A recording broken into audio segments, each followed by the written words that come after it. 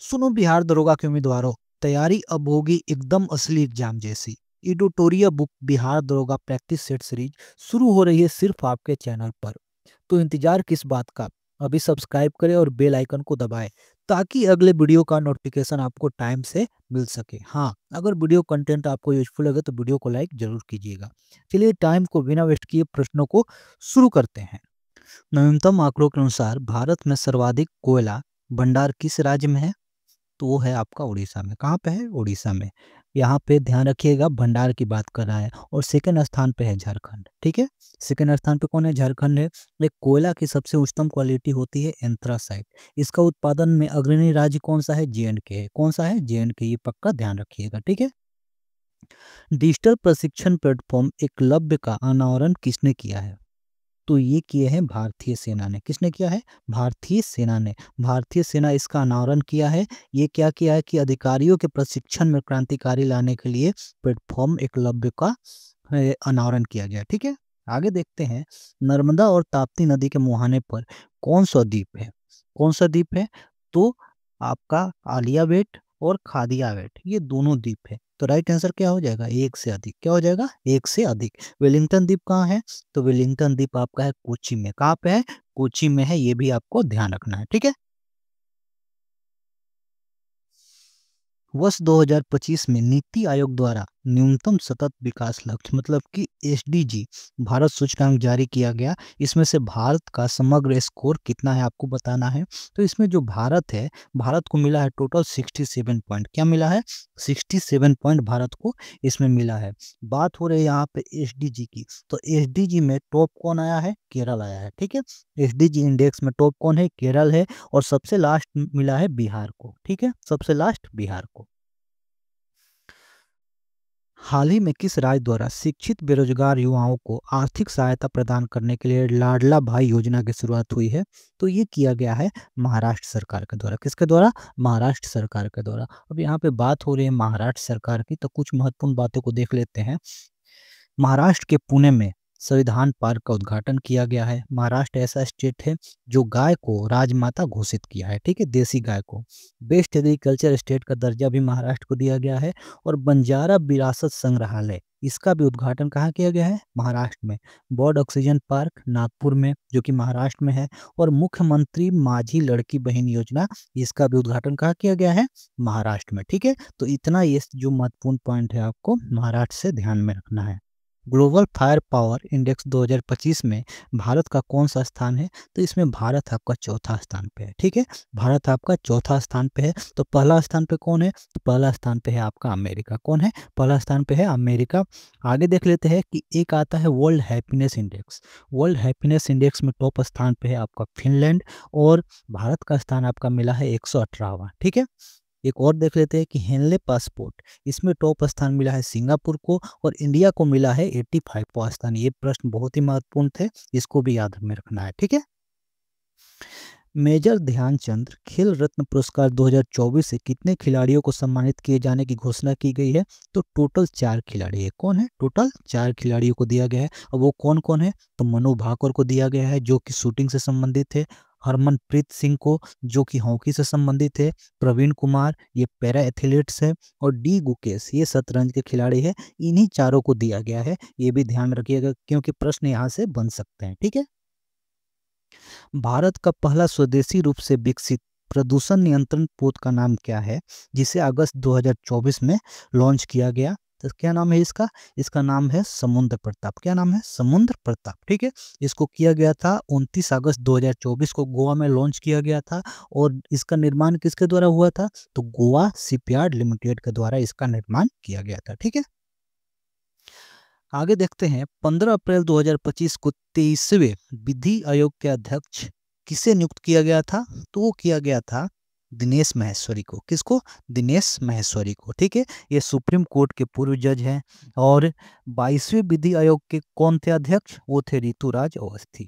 ये दोनों पॉइंट आपको ध्यान में रखना है। आगे देखते हैं। किस टाइगर रिजर्व के पास दुनिया की पहली ब्लैक टाइगर सफारी की स्थापना की जाने की घोषणा योजना बनाई गई है? तो वो है सिंपली पाल टाइगर रिजर्व, सिंपली पर्ल टाइगर रिजर्व। ये कहाँ पे है? ये है उड़ीसा में। कहाँ पे है? ये है उड़ीसा में। ये भी आपको ध्यान में रखना है, ठीक है।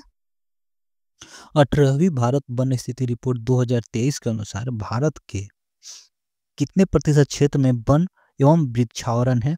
तो भारत के टोटल इसमें आपके 25.17% पे है, ठीक है। इसको जारी कौन करता है? तो इसको जारी करता है वन सर्वेक्षण ऑफ इंडिया, ठीक है। ये भी आपको ध्यान में रखना है, ठीक है। आगे देख लेते हैं। इसको अवरोही क्रम में सजाना है। क्या करना है? इसको अवरोही क्रम में सजाना है। तो इसको आप लोग सॉल्व कर लीजिएगा। मैं इसका राइट आंसर बता देता हूँ। राइट आंसर हो जाएगा ऑप्शन सी, ठीक है। एक आदेश के जरिए सभी राजनीतिक दलों के लिए संगठित चुनाव कराना और आयकर रिटर्न भरना अनिवार्य कर दिया गया है। ऐसा आदेश किसके द्वारा जारी किया गया है? तो ये आदेश जारी किया गया है भारत के चुनाव आयोग के द्वारा, ठीक है। किसके द्वारा? भारत के चुनाव आयोग के द्वारा ये जारी किया गया, ठीक है। आगे देख लेते हैं कि डेकेंसबर्ग पर्वत किस महाद्वीप में स्थित है? तो ये आपका अफ्रीका महाद्वीप में है। कहाँ पे है? अफ्रीका महाद्वीप में है। ये अफ्रीका महाद्वीप के साउथ अफ्रीका देश में स्थित है, ठीक है ना। और यहाँ से प्रश्न ये भी बनता है कि अफ्रीका महाद्वीप की सबसे ऊंची चोटी कौन सी है? तो किलिमंजारो है। कौन सी है? किलिमंजारो है। एक और प्रश्न आता है एटलस से, ठीक है। एटलस पर्वत कहाँ स्थित है? तो एटलस पर्वत जो है ये उत्तरी अमेरिका में है। कहाँ पे है? उत्तरी अमेरिका में है, ठीक है। और ये सहारा रेगिस्तान को भूमध्य सागर और अटलांटिक महासागर से अलग करता है। ये भी आपको ध्यान रखना है, ठीक है। ये पॉइंट बहुत ही महत्वपूर्ण था कि जो एटलस पर्वत है ये सहारा रेगिस्तान को क्या करता है? आपका भूमध्य सागर और अटलांटिक महासागर से अलग करता है, ठीक है। हाल ही में भारत ने किस नदी पर बने बगलिहार डैम से पाकिस्तान को जाने वाली पानी रोक दिया है? तो बगलिहार डैम किस नदी पे है? चिनाब नदी पे है, ठीक है। किस नदी पे है? चिनाब नदी पे है। पद्म पुरस्कार से सम्मानित स्वामी शिवानंद सरस्वती का हाल ही में निधन हो गया। वो कौन थे? ये थे योग गुरु थे। कौन थे? योग गुरु थे, ठीक है। इनको 2022 में पद्म श्री से सम्मानित किया गया और इनकी मृत्यु 128 वर्ष की आयु में हुई है, ठीक है। इनकी मृत्यु 128 वर्ष की आयु में हुई है। ये भी आपको ध्यान रखना है। लकुड़ी स्मारक किस राज्य में स्थित है जिसे यूनेस्को की विश्व धरोहर स्थलों की संभावित सूची में शामिल करने का प्रस्ताव रखा गया है?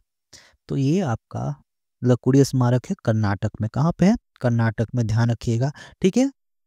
इसका निर्माण कब हुआ था? तो 10वीं से 12वीं शताब्दी में कल्याण चालुक्य वंश के शासन में हुआ था, ठीक है। ये भी आपको ध्यान रखना है, ठीक है। आगे देख लेते हैं। लोकसभा अध्यक्ष ओम बिरला ने 2025-26 के कार्यकाल के लिए किसे संसदीय प्राक्कलन समिति का अध्यक्ष नियुक्त किया है? तो किसको नियुक्त किया है? राइट आंसर हो जाएगा आपका ऑप्शन ए, संजय जायसवाल को। संजय जायसवाल को, ठीक है। ये संजय जायसवाल कौन है? ये बिहार के पश्चिमी चंपारण के सांसद है। कहाँ के हैं? पश्चिमी चंपारण के सांसद है। अब यहाँ बात हो रही है आपका प्राक्कलन समिति की। तो मैं बता दूं कि प्राक्कलन जो समिति है संसद की सबसे बड़ी समिति होती है जिसमें टोटल 30 सदस्य होते हैं। ये भी पॉइंट बहुत ही महत्वपूर्ण है। आगे देखते हैं। एक लोक लेखा समिति से प्रश्न आता है कि सबसे पुरानी समिति कौन से है? सबसे पुरानी संसदीय समिति कौन है? तो लोक लेखा समिति है। ये भी ध्यान रखिएगा। दो प्रश्न यहाँ से मैंने आपको कराया कि सबसे संसद की सबसे बड़ी समिति कौन सी है? तो आपको बताना है प्राक्कलन समिति। इसमें सदस्यों की संख्या कितनी होती है? तो 30। और सबसे पुरानी समिति कौन सी है? तो संसदीय समिति कौन सी है? तो वो है आपका लोक लेखा समिति, ठीक है। आगे देखते हैं। स्थानीय स्तर पर छोटे नगरों में प्रशासन चलाने वाली इकाई को क्या कहा जाता है? तो नगर परिषद कहा जाता है। क्या बोला जाता है उनको? नगर परिषद, ठीक है। ग्राम पंचायत सचिव के संबंध में निम्न कथन कौन सा सत्य है? आपको बताना है। उसे ग्राम पंचायत के मतदाताओं द्वारा निर्वाचित किया जाता है। ये गलत है। उसे राज्य सरकार द्वारा मनोनयन किया जाता है। ये भी गलत है। उसे राज्य सरकार द्वारा नियुक्त किया जाता है, मतलब कि ये सही है। राइट आंसर क्या हो जाएगा? ऑप्शन सी, उसे राज्य सरकार द्वारा क्या किया जाता है? नियुक्त किया जाता है। ये सही है, ठीक है।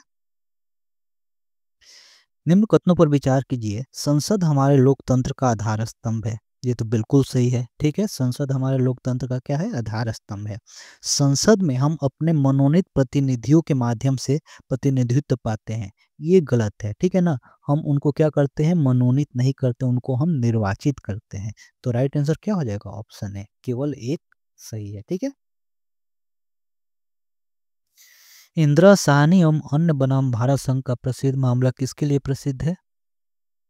तो इसका राइट आंसर हो जाएगा ऑप्शन बी। ठीक है, सामाजिक एवं शैक्षणिक दृष्टि से पिछड़े वर्गों के लिए आरक्षण पर निर्णय देने को लेकर था। ठीक है, इसमें सुप्रीम कोर्ट ने 1992 में ओबीसी आरक्षण के लिए 27% जो आरक्षण है वो बरकरार रखा था, और कुछ शर्तों में अदालत ने क्या किया था, आरक्षण की सीमा 50% निर्धारित की थी। ठीक है, आगे देख लेते हैं। न्यायालय के द्वारा परमादेश का रिट किसके विरुद्ध जारी किया जाता है? तो वो जारी किया जाता है सार्वजनिक पदाधिकारी के विरुद्ध। किसके विरुद्ध? सार्वजनिक पदाधिकारी के विरुद्ध जारी किया जाता है। अब यहाँ से एक प्रश्न ये बनता है कि रिट जारी करने की शक्ति न्यायालय को, मतलब कि सुप्रीम कोर्ट को कौन सा अनुच्छेद देता है? तो अनुच्छेद 32 के तहत सुप्रीम कोर्ट रिट जारी कर सकता है, और अनुच्छेद 226 के तहत जो उच्च न्यायालय है ये रिट जारी कर सकता है। ये पक्का ध्यान में रखिएगा। ठीक है, किसी व्यक्ति को उसके प्राण और दैहिक स्वतंत्रता का संबंध में संरक्षण भारत के संविधान का कौन सा अनुच्छेद में वर्णित है? तो ये वर्णित है आपका अनुच्छेद 21 में। ठीक है, प्राण एवं दैहिक स्वतंत्रता। ठीक है, विधानसभा के सदस्य डैश है। ठीक है, ऑप्शन देख लेते हैं। जनता के द्वारा चुने जाते हैं, ये तो बिल्कुल सही है, जनता के द्वारा ही चुने जाते हैं, ये होगा इसका राइट आंसर। ठीक है, आगे देखते हैं। निम्नलिखित कथनों पर विचार करें। दो कथन दिया हुआ है, पढ़ लेते हैं। इसमें केवल लोकसभा में ही धन विधेयक प्रस्तुत किया जाता है, बिल्कुल सही है। ठीक है, बिल्कुल सही है। मंत्रिपरिषद केवल लोकसभा के प्रति उत्तरदायी है, राज्यसभा के प्रति नहीं, ये भी सही है। ठीक है, तो राइट आंसर क्या हो जाएगा इसमें? दो राइट आंसर हो जाएगा आपका ऑप्शन सी। ठीक है, दोनों सही है, एक और दो दोनों आपका इसमें क्या है, सही है। स्वतंत्र भारत के प्रथम विदेश मंत्री कौन थे? राइट आंसर हो जाएगा आपका पंडित जवाहरलाल नेहरू। ठीक है, और ये सबसे अधिक समय तक विदेश मंत्री भी रहे थे, ये पक्का ध्यान रखिएगा। ठीक है, आगे देख लेते हैं। राजनीतिक पार्टी है और उनके संस्थापक है, ये आपको मिलान करना है। तो भारतीय जनसंघ, इसके संस्थापक कौन थे? इसके संस्थापक थे आपका श्यामा प्रसाद मुखर्जी। ठीक है, रिपब्लिकन पार्टी ऑफ इंडिया, ये कौन थे? इनके थे भीमराव अंबेडकर, और स्वतंत्र पार्टी का के.एम. मुंशी। तो 2-3-1 हो जाएगा। राइट आंसर क्या हो जाएगा? Option B. ठीक है, निम्नलिखित में से कौन सा विषाणु जनित रोग है? तो राइट आंसर क्या हो जाएगा इसमें से? राइट आंसर हो जाएगा पोलियो। ठीक है, अब यहाँ से एक और प्रश्न बनता है कि पोलियो किसको प्रभावित करता है? तो पोलियो आपको तंत्रिका तंत्र को प्रभावित करता है। हैजा किसको करता है? तो हैजा आंत को करता है। और जो मलेरिया है, मलेरिया किसके द्वारा होता है? तो प्लाज्मोडियम परजीवी के द्वारा होता है, मतलब मादा एनोफ्लीज मच्छर के काटने से मलेरिया होता है। ये सारे प्रश्न आए हुए हैं, बहुत ही महत्वपूर्ण है। ठीक है, प्राकृतिक चयन की अवधारणा किसने प्रस्तुत किया था? ये किया था डार्विन ने। किसने किया था? डार्विन ने। इन्होंने on the origin of species में 1859 में अपने सिद्धांत को प्रकाशित किया था, ये भी आपको ध्यान में रखना है। ठीक है, मानव शरीर में निषेचन, ठीक है, की प्रक्रिया कहाँ होती है? तो ये होती है आपकी डिम्बवाहिनी नालिका में। ठीक है ना, मतलब कि गर्भाशय नालिका में होती है, ये पक्का आपको ध्यान में रखना है। लैंगरहर्स दीपिकाओं में पाई जाने वाली बीटा कोशिकाएं निम्नलिखित में से किस हार्मोन का स्त्राव करती है? तो जो बीटा कोशिका है ये इंसुलिन का, ठीक है ना, इंसुलिन हार्मोन का स्त्राव करती है। आगे देख लेते हैं कि जो अल्फा कोशिका है ये ग्लूकागोन हार्मोन का स्त्राव करती है। उसके बाद गामा या डेल्टा कोशिका ये सोमैटोस्टिन का स्त्राव करती है। ठीक है, पत्तियों का हरा रंग किस वर्णक के कारण दिखाई देता है? ये आपको पता होना चाहिए। क्लोरोफिल, किसके द्वारा? क्लोरोफिल के कारण हरा। जब पादप कोशिका से पानी बाहर निकल जाए तथा कोशिका की कोशिका झिल्ली सिकुड़कर कोशिका भित्ति से अलग हो जाती है, तब क्या होता है? तो होता है आपका जीव द्रव्य कुंचन। ठीक है ना, जीव द्रव्य कुंचन। जब जीव द्रव्य कुंचन होता है तो उसमें क्या होता है कि कोशिका में पानी की कमी हो जाती है, जिससे कोशिका कार्य करना बंद कर देता है। ठीक है, कोशिका के कार्य प्रणाली में बाधा पहुंचता है, तो ये ध्यान रखिएगा। आगे देखते हैं, मिलान करना है आपका क्लोरोफाइसी। क्लोरोफाइसी मतलब होता है आपका हरा शैवाल। ठीक है, रोडोफाइसी, रोडोफाइसी आपका होता है लाल शैवाल, फियोफाइसी भूरा शैवाल, और ब्रायोफाइट, ब्रायोफाइटा में आपका लिवर वर्ट आते हैं, फन आते हैं। ठीक है, ये सारे किस में आते हैं? ब्रायोफाइटा में। ठीक है, हॉर्न वर्ट, ये ध्यान रखना है, मॉस आते हैं। तो राइट आंसर क्या हो जाएगा आपका? 2 3 1 4। कहाँ पे है? 2 3 1 4, बी नंबर आपका हो जाएगा राइट आंसर। किसी तरंग के दो उत्तरोत्तर श्रृंग तथा दो उत्तरोत्तर गर्त के बीच की दूरी को क्या कहते हैं? ये आपका डायरेक्ट परिभाषा से है, इसको हम तरंग दैर्ध्य, ठीक है ना, वेवलेंथ बोला जाता है। ठीक है, क्या बोलते हैं? वेवलेंथ। जिस विलयन में कोई पदार्थ एक सीमा के बाद अधिक न घोला जा सके, ऐसे विलयन को क्या कहा जाता है? ऐसे विलयन को संतृप्त विलयन बोलते हैं। क्या बोलते हैं? संतृप्त विलयन बोला जाता है। ठीक है, आगे देखते हैं, दो परमाणुओं को समस्थानिक कहा जाता है यदि, तो समस्थानिक किसको कहा जाता है? जब परमाणु संख्या समान होती है और द्रव्यमान संख्या भिन्न भिन्न होती है। तो राइट आंसर आपका क्या हो जाएगा? राइट आंसर हो जाएगा ऑप्शन ए। ठीक है, ये क्या हो गया आपका? समस्थानिक। जो समस्थानिक होते हैं, समस्थानिक के रासायनिक गुण समान होते हैं और भौतिक गुण अलग अलग होते हैं, ये भी आपको ध्यान में रखना है। ठीक है, आगे देखते हैं, निम्नलिखित में से सर्वाधिक और न्यूनतम अभिक्रियाशीलता वाला युग्म कौन सा है? ठीक है, तो सर्वाधिक जो अभिक्रियाशील होता है वो होता है पोटेशियम, और उसके बाद हो जाएगा कम क्रियाशील वाला, क्या हो जाएगा? गोल्ड हो जाएगा। ठीक है, तो राइट आंसर क्या हो जाएगा आपको? हो जाएगा ऑप्शन डी। अब यहाँ पे बात हो रही है, सबसे अधिक क्रियाशील होता है सोडियम, सोडियम के बाद होता है पोटेशियम, उसके बाद कैल्शियम और मैग्नीशियम। ठीक है, जो सोडियम होता है ये हृदय धड़कन को नियंत्रित करता है, और उस नई करेक्शन, जो पोटेशियम होता है ये हृदय के धड़कन को नियंत्रित करता है, और उसके बाद जो सोडियम होता है ये ब्लड प्रेशर और शरीर में पानी के संतुलन को बनाए रखता है। ठीक है, इसमें आपका जो सोडियम है और पोटेशियम है ये अल्कली ग्रुप में भी आते हैं, ये भी आपको ध्यान रखना है। ठीक है, आवर्त सारणी में लिथियम से सीजियम की ओर जाने पर क्षार धातु का घनत्व क्या होता है? जब आप लिथियम से सीजियम की तरफ जाएंगे तो जो क्षार धातु है ये क्या होता है? उसका घनत्व बढ़ता है। ठीक है ना, क्या होता है? बढ़ता है। स्थिर आयतन पर किसी निश्चित मात्रा वाली गैस का दाब उसके परम ताप के समानुपाती होता है, ये किसका नियम है? ये नियम है गेलुसेक का। किसका नियम है? गेलुसेक का नियम है। ठीक है, गेलुसेक के नियम के अनुसार क्या होता है? P is directly proportional to T, मतलब P फॉर प्रेशर होता है और T फॉर क्या होता है? टेम्परेचर होता है। तो ये किसका लॉ है? गेलुसेक का। ठीक है, आगे देखते हैं, न्यूटन का गति का दूसरा नियम क्या देता है? तो इसका राइट आंसर हो जाएगा ऑप्शन बी। ये समझने में सहायता करता है कि बल वस्तुओं की गति को किस प्रकार प्रभावित करता है। क्या करता है? ये समझने में मदद करता है कि बल किस प्रकार वस्तुओं की गति को प्रभावित करता है, और इससे हमें बल का व्यंजक भी प्राप्त होता है, मतलब कि ए बराबर एम है। ठीक है ना, अब यहाँ पे न्यूटन की गति की बात हो रही है, तो न्यूटन का गति का फर्स्ट नियम हमें जड़त्व का परिभाषा भी देता है, ये प्रश्न आया हुआ है। और न्यूटन का जो थर्ड लॉ है, थर्ड लॉ इससे संवेग संरक्षण से जुड़ा हुआ है, ये भी साथ में आपको ध्यान रखना है। ठीक है, आगे देखते हैं बैरोमीटर को। ठीक है, उसके बाद 4 ऑप्शन है, एक बार देख लेते हैं। वायुमंडलीय दाब मापने हेतु प्रयुक्त किया जाता है, बिल्कुल सही है। ठीक है, ऊंचाई ज्ञात करने हेतु प्रयुक्त किया जाता है, ये गलत है।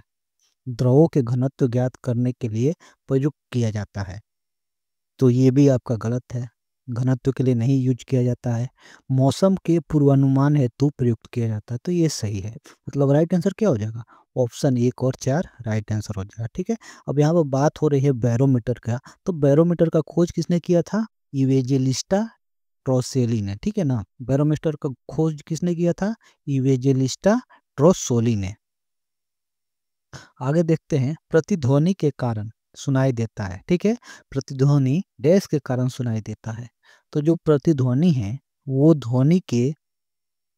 ध्वनि तरंगों के प्रवर्तन के कारण, ठीक है ना, ध्वनि तरंगों के प्रवर्तन के कारण सुनाई देता है। ठीक है, जो ध्वनि तरंग को अगर हमें सुनना है तो कम से कम मिनिमम डिस्टेंस होना चाहिए, क्या, 17.2 मीटर का होना चाहिए। कितना, अगर हमें प्रतिध्वनि सुनना है तो कितना डिस्टेंस होना चाहिए, 17.2 मीटर का होना चाहिए।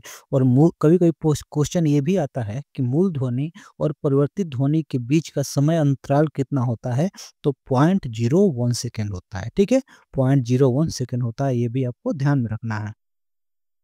निम्नलिखित में से कौन सी प्रक्रिया इंद्रधनुष के निर्माण में भूमिका निभाती है, तो इंद्रधनुष के निर्माण में अपवर्तन भी होता है, विक्षेपण भी होता है और पूर्ण आंतरिक प्रवर्तन भी होता है। तो राइट आंसर क्या हो जाएगा, ऑप्शन डी हो जाएगा। ठीक है, एक क्वेश्चन हमेशा ये भी पूछता है कि इंद्रधनुष कहाँ बनता है, तो ये हमेशा सूर्य के विपरीत बनता है। ठीक है, ये हमेशा कहाँ बनता है, सूरज के विपरीत में बनता है। ताप बढ़ाने पर सभी शुद्ध धातुओं के प्रतिरोध पर क्या प्रभाव पड़ता है। अगर आप ताप बढ़ाएंगे तो जितनी भी शुद्ध धातुएं हैं उनका जो प्रतिरोध है वो बढ़ जाता है। ठीक है ना, प्रतिरोध क्या होता है, बढ़ता है, ये भी आपको ध्यान में रखना है। ठीक है, पानी का हिमांक बिंदु है, कितना है, तो आपको याद रखना पड़ेगा 32 डिग्री फ़ारेनहाइट। कितना होता है, 32 डिग्री फ़ारेनहाइट, अगर फ़ारेनहाइट में पूछता है तो। आगे देखते हैं, किलाउआ ज्वालामुखी किस द्वीप पर स्थित है, तो ये आपका स्थित है हवाई द्वीप पे। कहाँ पे स्थित है, हवाई द्वीप पे स्थित है।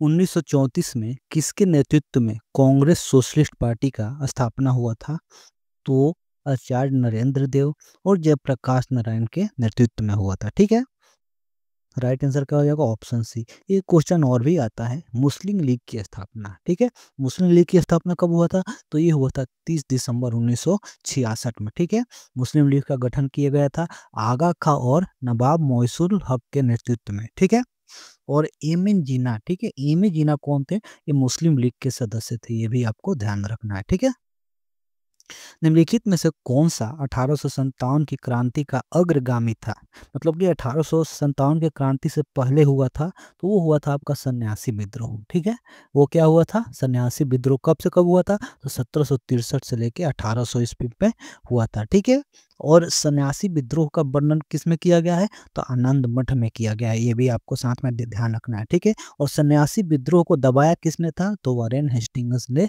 इसको दबाया था, इसका दमन किया था, ये ध्यान रख रहा है। नील विद्रोह कब से कब हुआ था, तो 1859 से 60 में, उलगुना 1899 से 1900 में, और पबना विद्रोह ये हमेशा आता है, ये 1873 से लेकर 76 में हुआ था। ठीक है, ये भी ध्यान में रखना है। आगे देखते हैं, सोम प्रकाश, मिलान करना है आपका। सोम प्रकाश की रचना किसने किया था, तो ईश्वर चंद विद्यासागर ने। ठीक है, उसके बाद इंडियन मिरर की रचना किसने किया था, देवेंद्रनाथ टैगोर ने। युगांतर का रचना वरेंद्र कुमार घोष ने। और नेटिव ओपिनियन इसका वीएन मांडलिक ने। ठीक है, तो इसका राइट आंसर आपका क्या होगा, तो इसका राइट आंसर हो जाएगा 3, 2, 4, 1, 3, 2, 4, 1, यानी ये हो जाएगा। ठीक है, भारत में तुगलक वंश के बाद कौन सा वंश दिल्ली पर शासन किया, तो तुगलक वंश के बाद दिल्ली पर सैयद वंश ने, ठीक है, सैयद वंश ने शासन किया था। ठीक है, अब सैयद वंश के संस्थापक कौन थे, तो सैयद वंश के संस्थापक थे ख्रीज खां। ठीक है, जो कि तैमूर लंग के सेनापति थे। अच्छा, ये सैयद वंश कब से कब था, तो ये 1414 से लेकर 1451 तक दिल्ली वंश पर शासन किया। ठीक है, दिल्ली पे शासन किया, ये टोटल 37 वर्षों तक शासन किया था। ठीक है,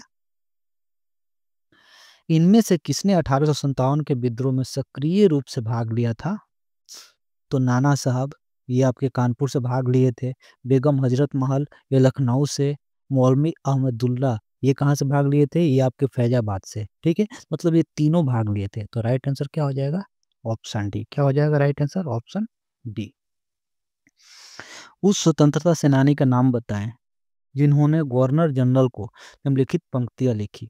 मैंने घुटने टेक कर रोटी मांगी, लेकिन उसके बजाय मुझे पत्थर मिला। मैं ऐसे प्रत्युर से आश्चर्यचकित नहीं हूँ। ब्रिटिश राष्ट्र केवल शक्ति के सामने झुकता है। ये कथन किसका था? तो ये कथन था आपका महात्मा गांधी का। ठीक है, ये महात्मा गांधी का था। ऑप्शन सी राइट आंसर हो जाएगा। इसमें क्या हुआ था कि महात्मा गांधी अपने पत्र यंग इंडिया के माध्यम से इरविन के समक्ष 11 सूत्री मांग रखी थी। इसमें सरकार के द्वारा कोई भी पॉजिटिव रिस्पॉन्स नहीं देखने को मिला था। अब परिणाम क्या हुआ कि परिणाम फरवरी 1930 में सविनय अवज्ञा आंदोलन चलाने का निर्णय लिया गया था। ये आपको ध्यान में रखना है। ठीक है, नाजीवाद किसका समर्थक था? तो जो नाजीवाद था, ये आपका था समर्थक राजतंत्र का। किसका था? राजतंत्र, इसका हो जाएगा राइट आंसर। ठीक है, अब नाजीवाद किसके द्वारा चलाया गया था? तो हिटलर के द्वारा। एक प्रश्न और भी आता है, फांसीवाद। फांसीवाद मुसोलिन के द्वारा चलाया गया था। ठीक है, मुसोलिन के द्वारा। ठीक है, निम्नलिखित में से कौन यूटोपिया नामक पुस्तक के लेखक है? तो कौन है आपके? राइट आंसर हो जाएगा आपका हम ऑप्शन डी। ठीक है, ऑप्शन डी थॉमस मोरे। ठीक है, थॉमस मोरे। आगे देखते हैं, लोथल नगर के संदर्भ में निम्नलिखित में से कौन सा कथन सही नहीं है?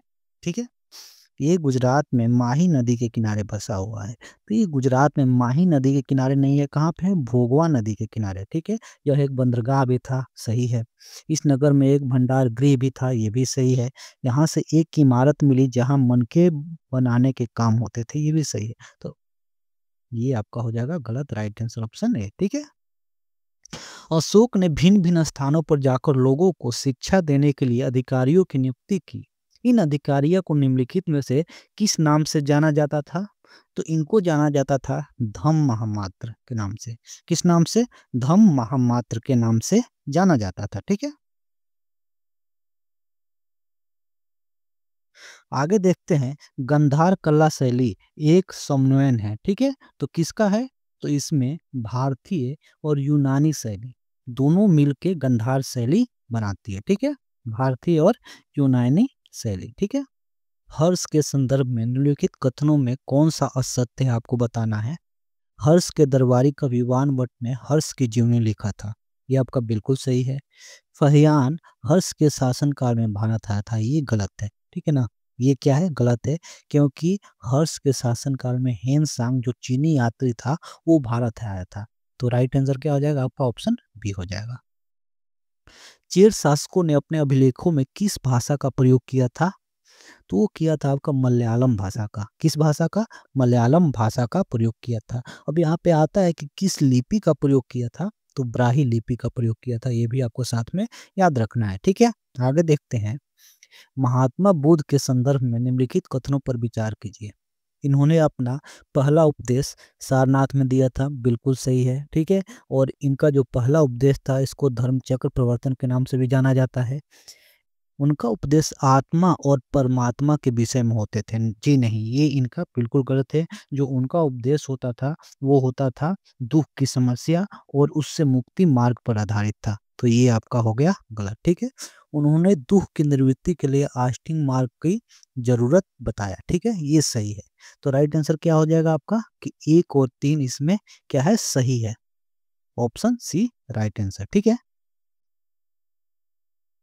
जनगणना 2011 के अनुसार भारत के निम्नलिखित में से किस केंद्र शासित प्रदेश का लिंगानुपात सर्वाधिक था? तो सबसे ज्यादा था आपका पुडुचेरी का। ठीक है, पुडुचेरी का था, वो 1037 था। और सबसे कम किसका था?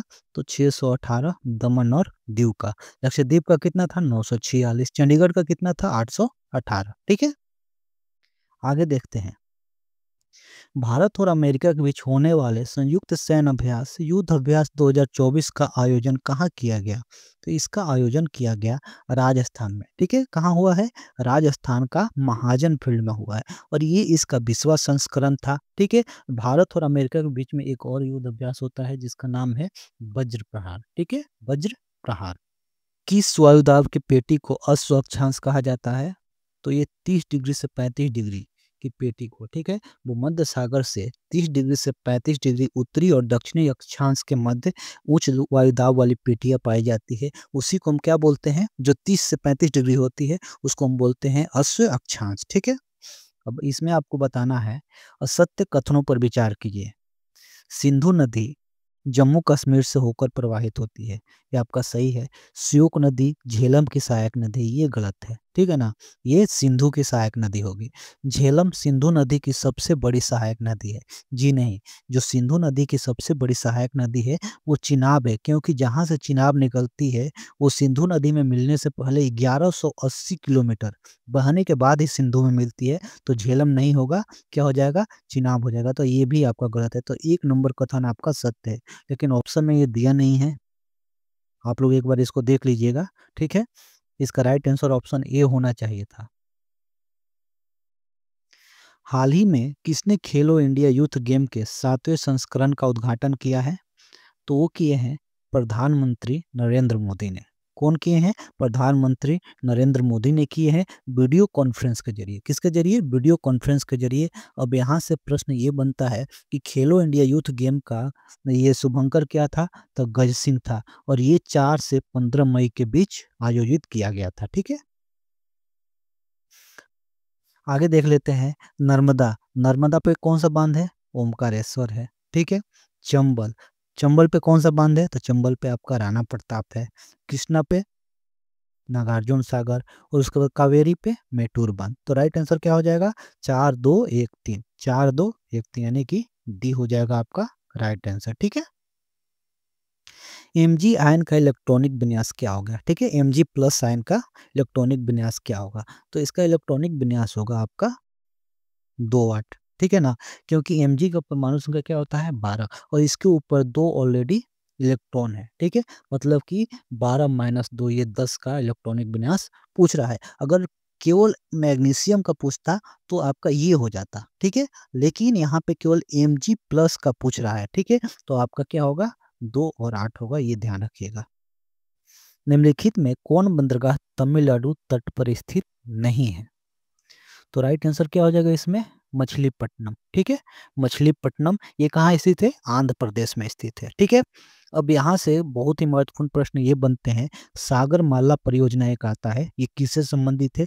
ये बंदरगाहों से संबंधित है। उसके बाद प्रश्न आता है कि सबसे बड़ा कृत्रिम बंदरगाह कौन है? तो चेन्नई है, ये ध्यान रखिएगा। और सबसे गहरा बंदरगाह कौन आता है? तो विशाखापट्टनम, ठीक है। और सबसे बड़ा प्राकृतिक बंदरगाह कौन है? तो मुंबई है। ये प्रश्न पक्का ध्यान रखिएगा, ये प्रश्न आया हुआ है। निम्नलिखित में से जनजाति और राज्य की कौन सी जोड़ी सही सुमेलित नहीं है? भील ये गुजरात का है, सही है। टोडो तमिलनाडु, सही है। गद्दी हिमाचल प्रदेश, ये भी सही है। लेकिन जो ये जो वासी है ये लक्षद्वीप में पाई जाती है, तो ये आपका हो जाएगा गलत, ठीक है। विश्व में कॉफी का सर्वाधिक उत्पादन कहाँ होता है? ब्राजील में। कहाँ पे होता है? ब्राजील में।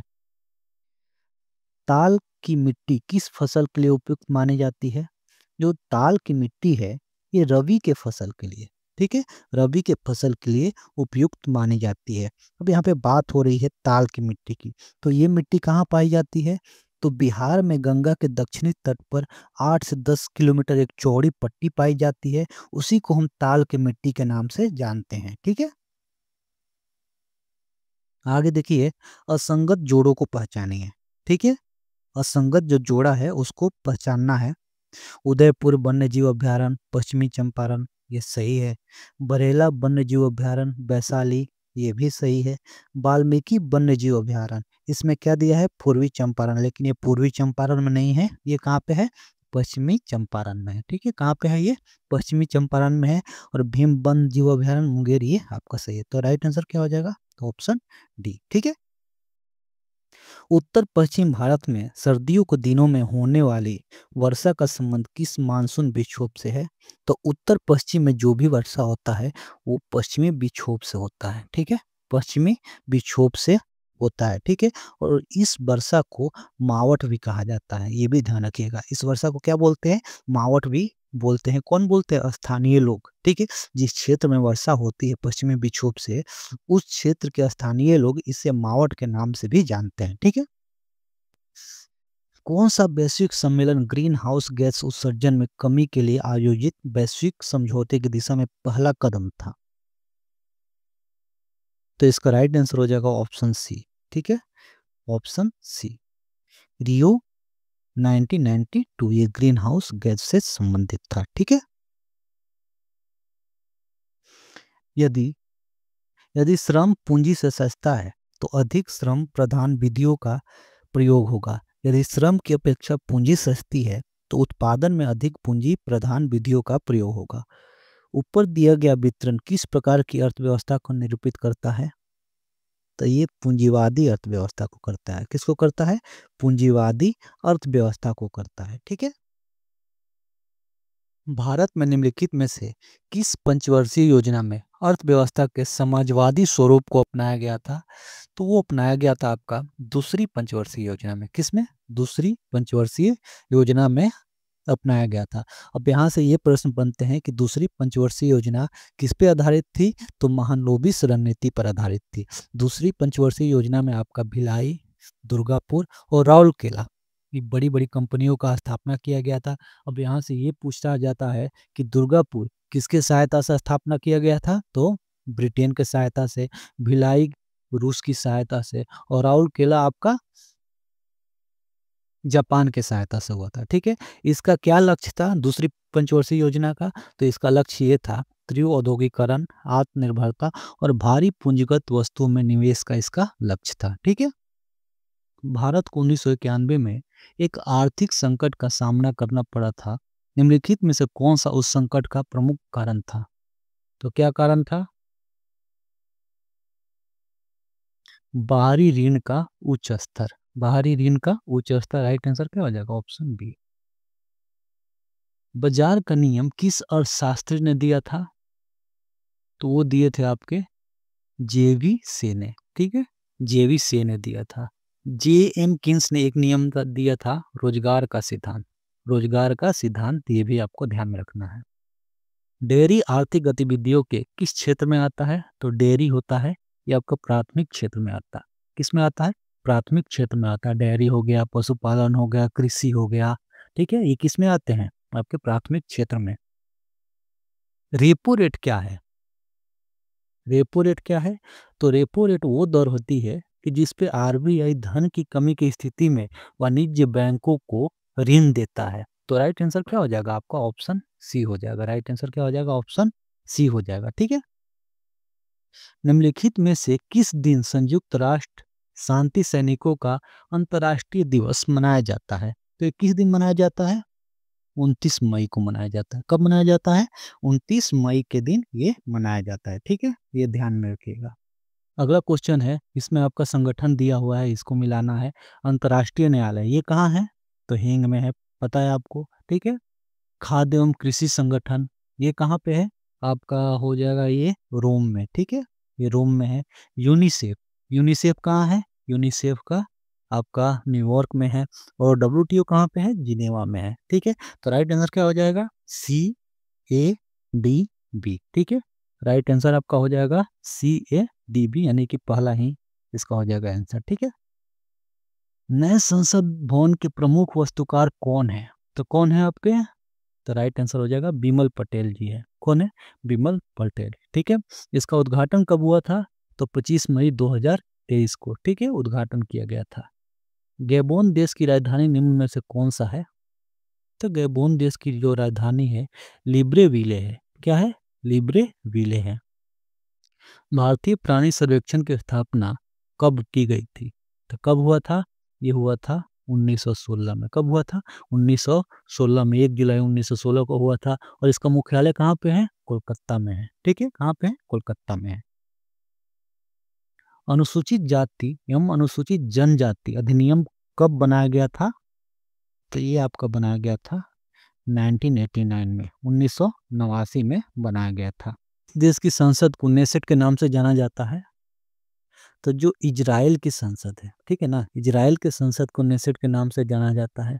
और चीन के संसद को किस नाम से जाना जाता है? तो नेशनल पीपुल्स कांग्रेस। जापान के संसद को डाइट के नाम से, तुर्की के संसद को ग्रैंड नेशनल असेंबली के नाम से जाना जाता है। ठीक है, निम्नलिखित में से कौन प्रेम शब्द का पर्यायवाची नहीं है। ठीक है, तो प्रेम शब्द का इसमें से पर्यायवाची कौन सा नहीं है? तो घृणा। राइट आंसर क्या हो जाएगा? ऑप्शन डी हो जाएगा, घृणा हो जाएगा। जो कम बोलता है उसके लिए उपयुक्त शब्द क्या है? मितभाषी। ठीक है, क्या हो जाएगा उसका? मितभाषी, जो कम बोलता है। भरपेट किस समास का उदाहरण है? तो जो भरपेट है अभिभाव समास का है। ठीक है, किसका है? अभिभाव समास का उदाहरण है। आगे है एक्टिव टू पैसिव, इसको चेंज करना है। It is time to ring the bell, तो इसका राइट आंसर क्या हो जाएगा? ऑप्शन डी हो जाएगा। It is time for the bell to be rung. ठीक है, it is time for the bell to be rung. Fill in the blanks with suitable option. Catherine says that she dash A in love before, तो इसका right answer क्या हो जाएगा? Option A हो जाएगा। ठीक है, Catherine says that she had never been in love before. One nation one student ID card का क्या नाम है? तो उसका नाम दिया गया था अपार। क्या नाम दिया गया था? अपार। ठीक है, ये किसके द्वारा किया गया था? तो केंद्रीय शिक्षा मंत्रालय के द्वारा। ठीक है, नेशनल एजुकेशन पॉलिसी 2020 के तहत किया गया था, ये भी आपको ध्यान में रखना है। रामू के पास 200 खिलौने थे, उसने दिवाकर को 10%, ममता को 20% और 1/2 खिलौना करण को दे दिया। तो वितरण के बाद रामू के पास कितना खिलौना बच गया था? इसको सॉल्व कर लीजिएगा। राइट आंसर इसका मैं बता देता हूँ, ऑप्शन डी। ठीक है, ऑप्शन डी हो जाएगा। ए किसी कार्य को x दिन में कर सकता है, बी उसी कार्य को 3x दिन में कर सकता है। दोनों एक साथ कार्य पूरा करने में 12 दिन का समय लेते हैं, तो x का मान क्या होगा? x का मान क्या होगा? मैं इसका आंसर बता देता हूँ, आपका हो जाएगा ऑप्शन डी, 16 दिन हो जाएगा। ठीक है, आगे है रीजनिंग का एक प्रश्न है, 5 11 डैश 55 117, इसमें आपको लुप्त संख्या बताना है। ठीक है, तो इसका राइट आंसर आपका हो जाएगा ऑप्शन सी। ठीक है, 25 हो जाएगा। ठीक है, दो संख्याओं का एलसीएम और एचसीएफ का योग और अंतर 592 और 518 है। यदि संख्याओं का योग 296 है तो संख्या क्या होगी? तो संख्या क्या होगी? राइट आंसर आपका हो जाएगा 111 और 185। क्या हो जाएगा? 111 और 185। लास्ट क्वेश्चन है, एक फोटो की ओर संकेत करते हुए राम ने कहा, उसकी माता का एकमात्र संतान मेरे पिता का एकमात्र पुत्र है। राम किसके फोटो की ओर संकेत कर रहा था? तो वो स्वयं की तरफ कर रहा था। ठीक है, स्वयं के फोटो की तरफ कर रहा था। तो ये था आपका प्रैक्टिस सेट नंबर 1। तो कैसा लगा आपको वीडियो कंटेंट? अगर वीडियो कंटेंट आपको यूजफुल लगा है तो वीडियो को लाइक कीजिए और अगले सेट के लिए चैनल को सब्सक्राइब जरूर कीजिएगा। मिलते हैं अगले वीडियो में, तब तक